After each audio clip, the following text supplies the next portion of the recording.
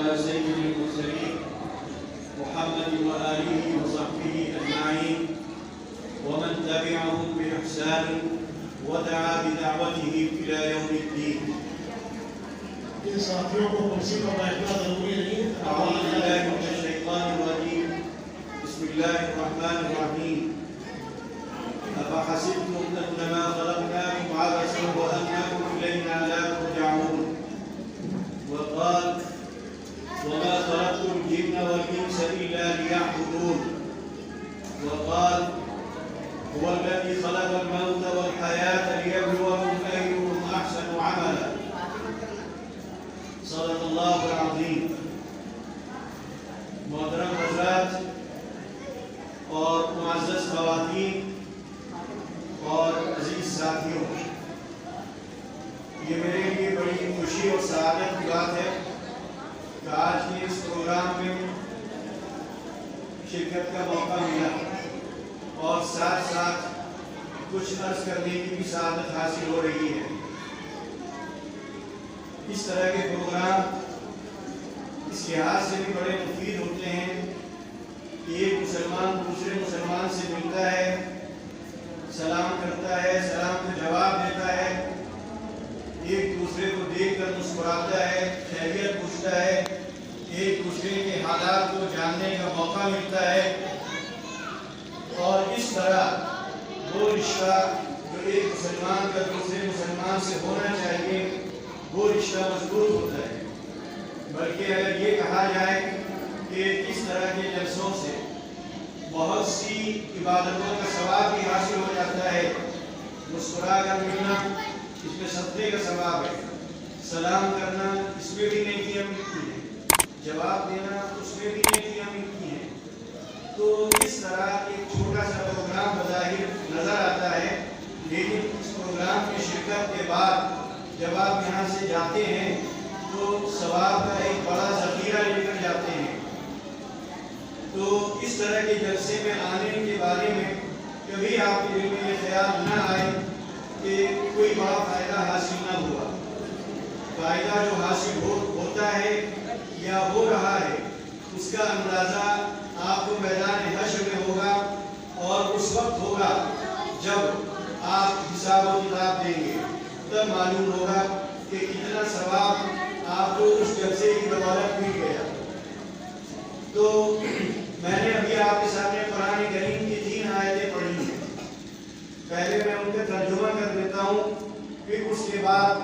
اس کی تفسیر یا اس کی توضیح یا اس کی روشنی میں کچھ گزارشات آپ کے سامنے رکھنے کی کوشش کروں گا۔ پہلی آیت میں اللہ تعالیٰ نے فرمایا أَفَحَسِبْتُمْ أَنَّمَا خَلَقْنَاكُمْ عَبَثًا، کیا تم لوگ یہ سمجھتے ہو کہ ہم نے تم کو یوں ہی پیدا کر دیا، بے مقصد پیدا کر دیا، بلا وجہ پیدا کر دیا، بے ضرورت پیدا کر دیا۔ وَأَنَّكُمْ إِلَيْنَا لَا تُرْجَعُونَ، اور یہ کہ تمہیں ہمارے پاس لوٹ کر نہیں آنا ہے، دنیا ہی میں رہنا ہے اور مر کر کے ختم ہو جانا ہے۔ دوسری آیت میں اللہ تعالیٰ نے فرمایا وَمَا خَلَقْتُ الْجِنَّ وَالْإِنسَ إِلَّا لِيَعْبُدُونَ۔ اس میں جو بات کہی گئی تھی، جو سوال کیا گیا تھا اور تخلیق کے بارے میں جو پوچھا گیا تھا کہ کیا تم یہ سمجھتے ہو کہ بیکار پیدا کیا، بے مقصد پیدا کیا، بے ضرورت پیدا کیا، یوں ہی بے سوچے سمجھے پیدا کر دیا، تمہارے ذمہ کوئی حقوق نہیں، کوئی ذمہ داری نہیں، کوئی کام کرنا نہیں، نہ آنے کا یہ مقصد ہے کہ کچھ کرنا ہے، نہ آنے کا یہ مقصد ہے کہ کچھ کاموں سے بچنا ہے، بس یوں ہی اللہ نے کو شوق ہوا اور اللہ نے تمہیں پیدا کر دیا۔ کچھ دن رہو گے جیسے کہ جانور رہتے ہیں، کیڑے مکوڑے رہتے ہیں، چرند اور پرند رہتے ہیں، ویسے ہی زندگی گزار کے تم بھی چلے جاؤ گے۔ لیکن اگلی آیت میں وہ مقصد متعین کیا جا رہا ہے جس مقصد کے لیے آپ کو پیدا کیا، جس مقصد کے لیے یہ دنیا بنائی گئی، جس مقصد کے لیے آدم علیہ السلام کو دنیا میں اتارا گیا، جس مقصد کے لیے انبیاء علیہ السلام کو دنیا میں بھیجا گیا، جس مقصد کے لیے آسمان سے کتابوں کا نزول ہوا، جس مقصد کے لیے یہ کھیتی ہو رہی ہے، جس مقصد کے لیے یہ بازار لگ رہے ہیں، جس مقصد کے لیے یہ پانی زمین سے نکالا جا رہا ہے، جس مقصد کے لیے بارش برسائی جا رہی ہے، جس مقصد کے لیے سورج نکل رہا ہے، جس مقصد کے لیے چاند طلوع ہو رہا ہے، جس مقصد کے لیے آسمان بنا، جس مقصد کے لیے زمین بنی، یہ مقصد آگے بتایا جا رہا ہے کہ وَمَا خَلَقْتُ الْجِنَّ وَالْإِنسَ إِلَّا لِيَعْبُدُونَ، کہ میں نے نہیں پیدا کیا انسانوں کو اور جناتوں کو مگر بندگی کرنے کے لیے، عبادت کرنے کے لیے۔ تیسری آیت جو میں نے آپ کے سامنے پڑھی، اس میں اللہ تعالیٰ فرماتا ہے هُوَ الَّذِي خَلَقَ الْمَوْتَ وَالْحَيَاةَ، کہ وہی ہے جس نے موت کو پیدا کیا، وہی ہے جس نے زندگی کو پیدا کیا۔ اور کیوں پیدا کیا؟ یہ دیکھنے کے لیے کہ تم میں سے کون ہے جو اچھا عمل کرتا ہے، کون ہے جو اچھی طرح سے زندگی گزارتا ہے، کون ہے جو نبی کریم صلی اللہ علیہ وسلم کی تعلیمات کے مطابق دنیا میں زندہ رہتا ہے، اور کون ہے جو اللہ تعالیٰ کی رضا کو ہمیشہ اپنے پیش نظر رکھتا ہے۔ تو یہ تین آیتیں ایسی ہیں کہ جن سے دنیا میں آنے کا مقصد واضح بھی ہوتا ہے اور متعین بھی ہوتا ہے۔ گویا اللہ تعالیٰ نے ہم کو دنیا میں جو بھیجا یا ہمیں جو پیدا فرمایا، اس کا مقصد بندگی ہے، اور بندگی اچھے انداز سے کرنا ہے۔ اب یہاں پر تھوڑا سا میں یہ چاہوں گا کہ آپ توجہ سے اس بات کو سنیں کہ بندگی کیا ہے۔ بندگی کو سمجھنے کے لیے ایک واقعہ، بلکہ دو واقعے میں آپ کو سناتا ہوں۔ پہلا واقعہ، جب پہلی وحی نبی کریم صلی اللہ علیہ وسلم پر نازل ہوئی، حضرت جبریل علیہ السلام آئے اور آپ نے غار حرا میں آپ کو دبایا، آپ کو بھینچا، اور بھینچنے کے بعد آپ سے کہا اقرا، پڑھیے۔ تو آپ نے کہا ما انا بقاری، میں نہیں پڑھ سکتا۔ پھر جبریل علیہ السلام نے دوبارہ آپ کو دبایا، دوبارہ بھینچا، اور آپ سے کہا کہ اقرا، پڑھیے۔ آپ نے پھر وہی جواب دیا کہ میں نہیں پڑھ سکتا۔ پھر تیسری بار جبریل علیہ السلام نے نبی کریم صلی اللہ علیہ وسلم کو پھر دبایا اور پھر کس کے بھیجا اور کہا کہ پڑھیے۔ اللہ کا کرنا، کیونکہ اللہ ہی کے حکم پر سارا یہ کام ہو رہا ہے۔ آپ نے پڑھنا شروع کر دیا، لیکن اس واقعے کا جو اثر آپ پر پڑا، آپ جو کیفیت اس وقت ہوئی، آپ کانپنے لگے، اور اس حال میں آپ اپنے گھر پہنچے۔ یہاں پر ہماری بہنیں بیٹھی ہوئی ہیں، میں اپنی بہنوں کو مخاطب کرتے ہوئے کہتا ہوں کہ ان کو یہ بات سمجھنی چاہیے کہ اسلام میں ان کی کتنی اہمیت ہے۔ کہ سب سے پہلا واقعہ نبی کریم صلی اللہ علیہ وسلم کی زندگی کا سب سے نازک واقعہ، سب سے اہم واقعہ، جس کا سب سے گہرا اثر آپ پر پڑا، اس موقع پر آپ کو جس نے تسلی دی، آپ کو جس نے اطمینان دلایا، آپ کو جس نے ڈھارس بتائی، وہ کوئی مرد نہیں تھا،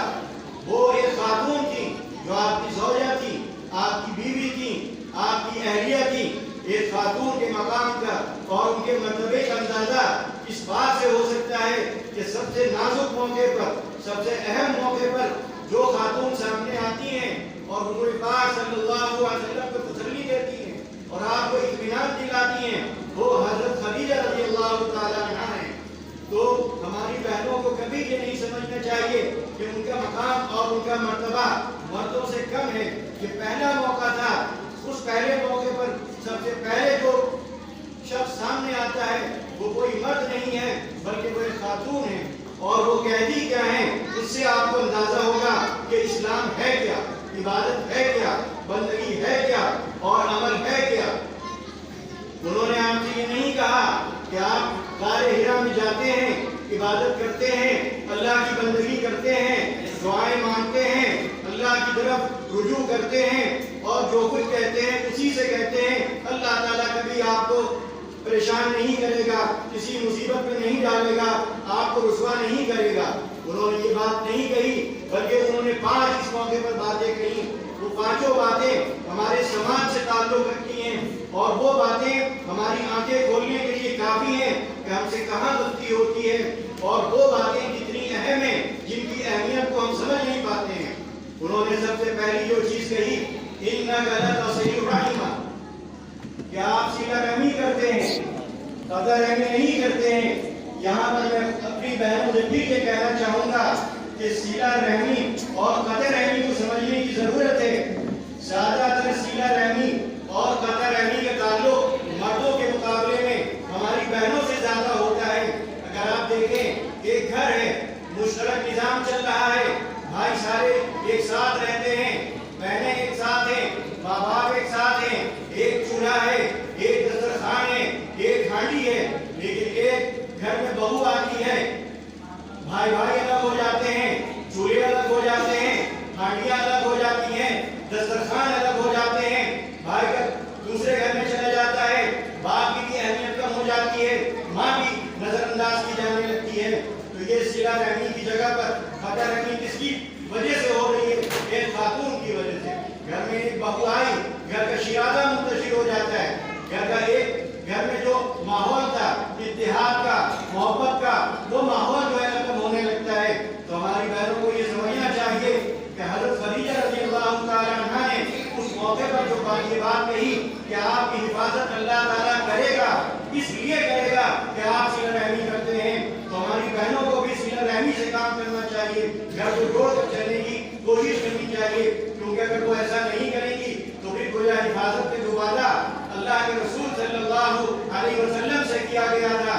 یا جس کی طرف اشارہ حضرت خدیجہ رضی اللہ تعالیٰ عنہا نے کیا تھا، اس سے وہ بھی محروم ہو سکتی ہیں۔ دوسری بات جو اس موقع پر انہوں نے کہی، اِنَّكَ لَتَصِلُ الرَّحِمَ وَتَحْمِلُ الْكَلَّ، آپ دوسروں کا بوجھ اٹھاتے ہیں، دوسروں کا بوجھ اپنے سر پہ لاد لیتے ہیں، یعنی دوسروں کے کام آتے ہیں۔ یہاں پر میں پھر اپنی بہنوں سے کہنا چاہوں گا، جن کی بڑی تعداد یہاں پر ماشاءاللہ موجود ہے، کہ جب وہ گھر میں آتی ہیں تو دوسروں کا بوجھ اٹھانا، دوسروں کا تعاون کرنا، دوسروں کے کام آنا، یہ ان کی ذمہ داری بنتی ہے۔ اگر گھر میں ساس کام کر رہی ہے تو ہماری بہن کی ذمہ داری ہے کہ وہ بھی کام کرے، ساس جھاڑو دے رہی ہے تو بہن کی ذمہ داری ہے وہ جھاڑو دے، ساس کھانا پکا رہی ہے تو بہو کی ذمہ داری ہے کہ وہ ساس کا ہاتھ بٹائے، وہ برتن مانج رہی ہے تو ہماری اس بہو کی ذمہ داری ہے کہ وہ بھی برتن مانجے۔ تو ساس کا تعاون کرنا، سسر کا تعاون کرنا، گھر کے اور دوسرے افراد ہیں ان کے ساتھ تعاون کرنا، یہ ایک بہو کی ذمہ داری ہے۔ اگر ایک بہو اپنے گھر میں یہ ذمہ داری ادا کرے گی اور یہ کام پورے طور پر صحیح ڈھنگ سے انجام دے گی تو وہ گھر جنت بن جائے گا، اور جنت میں جس طرح جینے کا مزہ آتا ہے وہ مزہ اس کو دنیا میں اس گھر میں آنے لگے گا۔ اس کے بعد تیسری بات جو کہی، اِنَّكَ وَتَحْمِلُ الْكَلَّ وَتَكْسِبُ الْمَعْدُومَ، جو لوگ ضرورت مند ہیں، پریشان حال ہیں، مفقود الحال ہیں، تنگ دست ہیں، آپ ان کے لیے پیسہ فراہم کرتے ہیں، آپ